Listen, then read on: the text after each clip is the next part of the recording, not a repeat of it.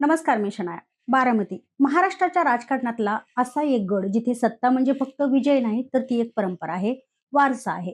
आणि सर्वात महत्वाचं म्हणजे पवार कुटुंबाचं दशकानुदशकाचं वर्चस्व आहे. 1967 पासून आजपर्यंत हा मतदारसंघ पवार कुटुंबाच्या ताब्यात राहिलाय आणि म्हणूनच आजची बारामती पोटनिवडणूक ही फक्त एक निवडणूक नाही, तर एक मोठी राजकीय परीक्षा आहे. कारण परिस्थिती पूर्णपणे बदललेली आहे.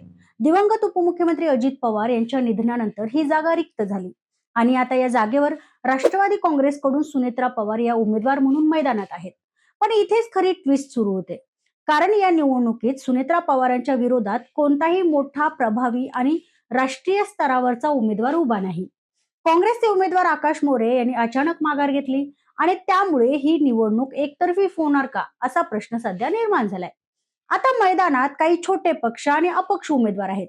न्यू राष्ट्रीय समाज पार्टीचे RY धुतकडे, हिंदुस्थान जनता पार्टीचे सतीश कदम आणि तब्बल 21 अपक्ष.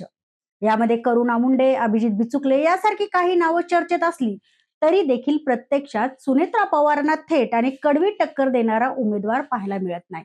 म्हणूनच आता चर्चा एका वेगळ्याच मुद्द्यावर केंद्रित झालीय. ती म्हणजे सुनेत्रा पवार किती मताधिक्याने जिंकणार.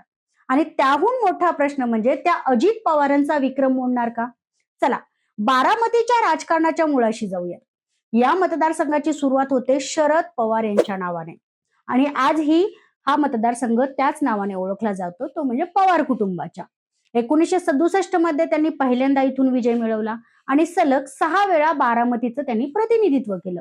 त्यांनी केवळ निवडणुका जिंकल्या नाहीत, तर बारामतीचा सर्वांगीण विकास करून हा मतदारसंघ राज्याच्या नकाशावर ठळकपणे आणला. यानंतर 1991 मध्ये नेतृत्व हे अजित पवार यांच्या हातात आलं आणि इथून पुढे बारामतीच्या राजकारणात एक नवा अध्याय सुरू झाला. अजित पवारांचा प्रवास हा फक्त विजयांचा नाही, तर प्रत्येक निवडणुकीत वाढत गेलेल्या ताकदीचा आहे. 1991 मध्ये पहिल्याच निवडणुकीत त्यांनी 56,000 मताधिक्याने विजय मिळवला होता. ही एक दमदार सुरुवात होती. त्यानंतर 1995, 1999 आणि 2004 या निवडणुकांमध्ये त्यांनी सलग विजय मिळवत आपली पकड अधिकाधिक मजबूत केली. 2009 मध्ये त्यांनी रंजन तावरे यांना तब्बल 1,02,797 मतांनी पराभूत केलं आणि बारामतीत आपली ताकद दाखवली. 2014 मध्ये देशात मोदी लाट होती. अनेक दिग्गज नेत्यांचा पराभवाला त्यांना सामना करावा लागला, पण बारामतीत अजित पवारांचा गड हा कायम राहिला. त्यांनी भाजपचे बाळासाहेब गंगारे यांना 51,711 मतांनी पराभूत केलं. जरी मताधिक्य कमी असेल तरी विजय हा कायम राहिलाय. मात्र 2019 मध्ये अजित पवारांनी इतिहास घडवला. भाजपचे गोपीचंद पडळकर यांना त्यांनी तब्बल 1,65,265 मतांनी पराभूत केला. हा आजवरचा सर्वात मोठा विक्रम आहे. यानंतर 2024 मध्ये देखील त्यांनी युगेंद्र पवार यांना 1,59,00,000 मतांनी हरवत आपली ताकद पुन्हा सिद्ध केली. म्हणजेच बारामतीत अजित पवारांचा प्रत्येक विजय हा फक्त जिंकणं नव्हतं, तर एक नवीन बेंचमार्क सेट करणं होतं. आता हाच बेंचमार्क समोर ठेवून सुनेत्रा पवार मैदानात उतरले आहेत. पण इथे एक महत्वाचा मुद्दा समजून घ्यायला हवाय. निवडणूक जिंकणं आणि विक्रम मोडणं या दोन वेगवेगळ्या गोष्टी आहेत. आज सुनेत्रा पवारांसाठी विजय जवळजवळ निश्चित मानला जातोय, कारण त्यांच्या विरोधात मजबूत उमेदवार नाही.